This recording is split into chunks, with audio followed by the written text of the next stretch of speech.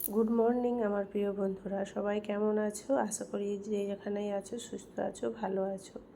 ছেলে মেয়ে যখন স্কুলে চলে যায় তারপরে আমি যেই কাজগুলো করি সেইগুলো তোমাদেরকে শেয়ার করছি। তো প্রথমেই আমি জামা কাপড়গুলো গুছিয়ে নিয়েছি। জামা কাপড় একদম লন্ডভন্ড হয়েছিল, ওয়াশিং মেশিনে ধোয়া হয় আর রাখা হয়। তো সব জিনিস পাওয়া যাচ্ছিল না, সবাই বলতো কোথায় কোথায়, তো সবার আলাদা আলাদা করে দিচ্ছি। এইগুলো আমার মেয়ের, আর এই দিকে আমার আছে, আর এই দিকে আমার ছেলের, আর ওইখানে আমার হাজব্যান্ডের। তো সকলের আলাদা আলাদা করে গুছিয়ে দিয়েছি। তারপরে গেলাম আমি বিছানাটাকে গুছাতে। সকালবেলা ঘুম থেকে উঠে যাওয়ার পর বিছানাটা এই অবস্থা থাকে, তাই আজকে বেডশিটটা চেঞ্জ করা ছিল। ভাবলাম সব উঠিয়ে বেডশিটটা চেঞ্জ করে দিই। আর তারপরে আমি বিছানা গুছিয়ে স্নান করতে চলে গেছিলাম। স্নান করে আসার পর পুজো করে তারপরে মেয়েকে আনতে গেছিলাম, 12টা বেজে গেছিল। তারপরে মেয়েকে খাইয়ে দাইয়ে দুপুরের খাবারটা আমি শেয়ার করিনি, কেননা সেই সকালে যে বানিয়েছিলাম তাড়াতাড়ি খাইয়ে দাইয়ে মেয়েকে ঘুম পাড়িয়ে দিয়েছিলাম বিকেলে টিউশন যাওয়ার জন্য। তার ঘুমানোর পর দেখলাম যে একটা লোক আসছে আমার বাড়ি কলা ফুল দিতে। কলা ফুলটা আমি 50 টাকায় ওনার কাছ থেকে নিয়ে নিলাম।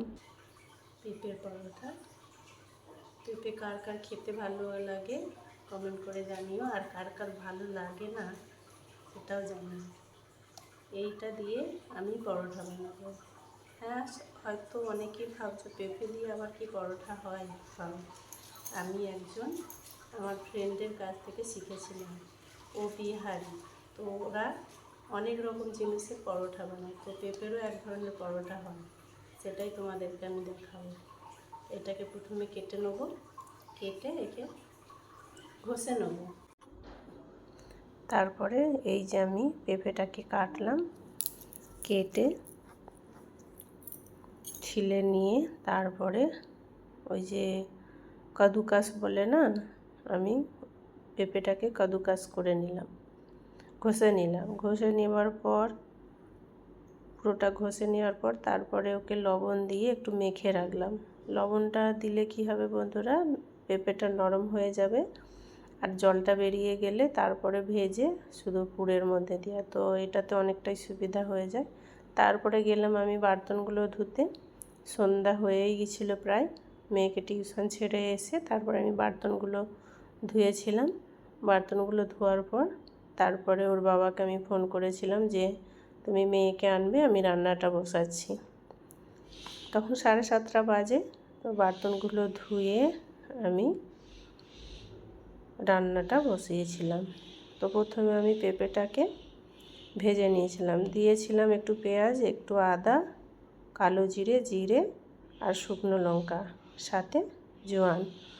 আমার কাছে ধনেপাতা ছিল না তাই দিইনি, তোমরা যদি পারো এতে ধনেপাতা দিবে, টেস্টটা আরও ভালো হয়, আর হালকা চিনি দেবে। আর পেঁপের পরোটা আমাকে খুব ভালো লাগে। আমার মেয়ে অতটা পছন্দ করে না, আমার ছেলেও খায় না, কিন্তু আমরা দুজনে খাই, হাজব্যান্ড আর আমি। তো আমাদেরকে খুব ভালো লাগে।